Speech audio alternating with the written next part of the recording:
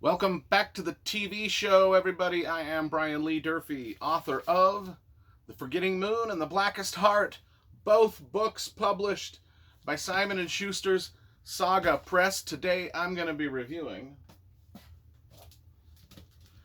Tom Clancy's magnificent epic thriller, The Sum of All Fears. One of my favorite thriller novels of all time. And Clancy is one of my favorite thriller writers of all time. Actually, he's probably my favorite. Let's just say that. He's my favorite. So this came out in 1991. That's when I first read it. Let's talk about the covers first, because you know I love graphic design and cover illustration. This is the original hardcover that I bought back in the day. It looks real slick, that's just a sharp-looking book right there. This is the paperback. I mean, there's been a myriad of different paperback versions. This is the one that I just have. It's all right. It's okay. This is my reading copy. It's just got a picture of some missiles and stuff.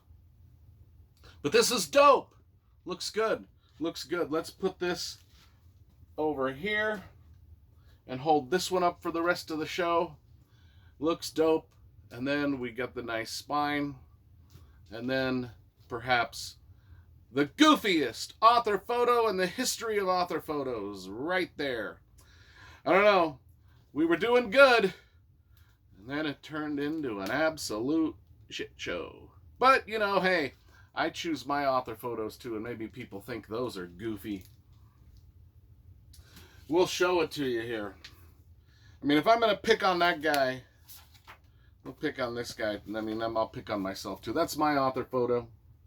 Me in front of a castle, folding my arms over my big, fat belly.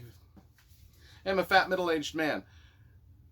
Word of advice to fat, middle-aged men: if you want to look skinnier in every photo, you go like this. Because if you go like this, people know. All right, enough nonsense. Let's get down to the book, which I loved. The most noble ideas are always protected by warriors. That is one of the opening stanzas of this book. The most noble of ideas are always protected by warriors. That's true. Pacifists haven't protected shit. Not a damn thing. It's always the strong that survive. It's the way the world works since the caveman days.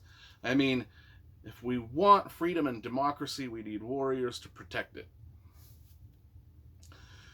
And I think Tom Clancy understood that, as do most men who are men. And let's see, the prologue. And the prologue starts in 1973. A nuclear bomb has been lost in the country of Syria in a farmer's field somewhere. They don't know. It's just gone. And thus sets up one of the most harrowing Tom Clancy books of all time, where the United States comes under threat of a nuclear attack. The Cold War is over. It's 1991. Some of the people still working in Washington, D.C. at the time really miss the Cold War. They wish it was back. In fact, they do stuff to try to get it back. And that's kind of the basic opening, sort of overall thematic plot of the whole thing. We've got our main character, Jack Ryan, who has been in the previous Jack Ryan thrillers. I don't know, let's see, it was Patriot Games, Hunt for Red October, Cardinal of the Kremlin. It's this one. Then this one, Clear and Present Danger. And then this one, with a couple of prequels that were written it was like Red Rabbit and, anyway. Jack Ryan is back as our main character, and he adventures through all of the nonsensical Washington political intrigue. This is a globe-spanning thriller. There were things in it I started Googling, one of which was Castle Gandolfo. It's the Pope's, come to find out, it's the Pope's summer residence near Rome. And when I come across places and things that I haven't really heard about much or known about, or maybe it's the first time I'm hearing about them, especially if it's geography, I'll stop reading and Google it just to find out what it's about. You can learn more about history, world politics, world geography by reading thrillers like this than any other genre on the planet. I promise you that. If you want history lessons in a ton of stuff, pick up thriller novels. I don't care whether it's Robert Ludlum, Ken Follett, Nelson DeMille, Daniel Silva, Brad Thor, Jack Carr. I could just keep naming them over and over. These guys, if you start reading this stuff, you will get a history lesson in every subject you can imagine. Especially if you start reading some of the more, conspiracy theorist ones, kind of like by Steve Barry and James Rollins and Dan Brown's Da Vinci Code. It's just all wonderful, cool. I mean, that's why we read, right? Anyway, in this book, we get a lot of our recurring characters that come back that we love, like Chavez and Clark and the president, and then we get also a lot of storyline told from our enemy's perspective. I don't want to tell you what our enemy basically does, but because it will give away a spoiler. One of the biggest spoiler, and I don't want to. I mean, even if I mention, well, I will mention kind of what's going on here. You can tell Tom Clancy's love of the NFL just from reading this book. I know that seems like a weird way to start what's going on in this book. Is we get to follow an entire NFL season through the eyes of Tom Clancy's characters throughout this book, as each team sort of wins its way into the playoffs or loses its way out of the playoffs, and then once the playoffs start, we get to follow them through the playoffs, and then we get to go to the Super Bowl, which ends up being in 1991, which is not really the way it was, but in this book, this is the way it was.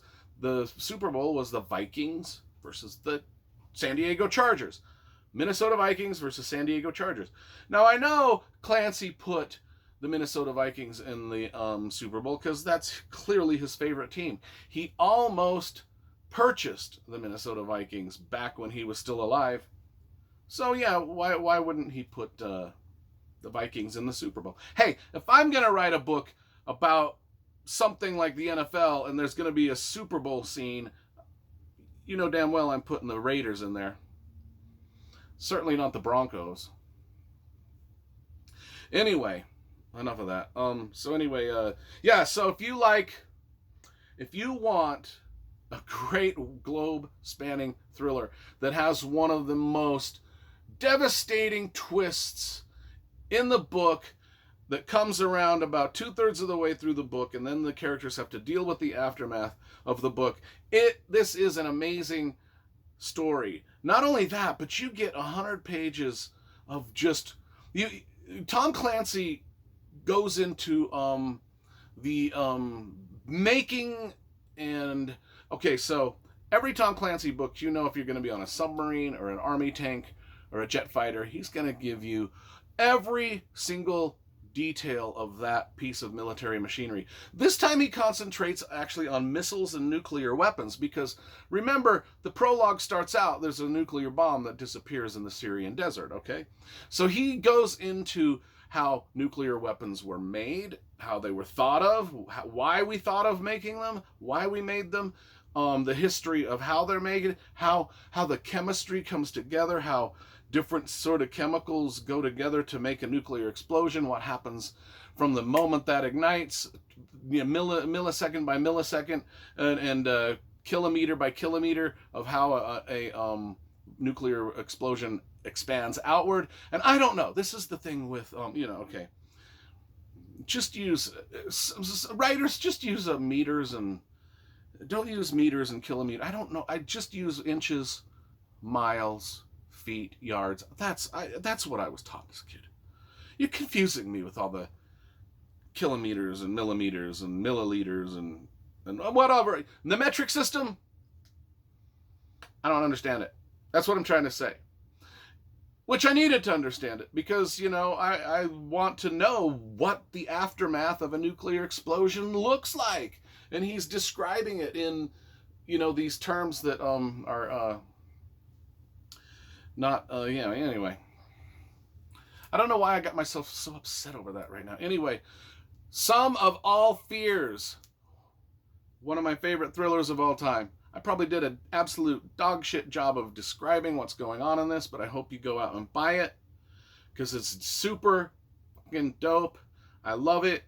One of the greatest thrillers of all time. 10 out of 10 for Tom Clancy. Let's give the man a round of applause for writing such a great book. Thank you very much.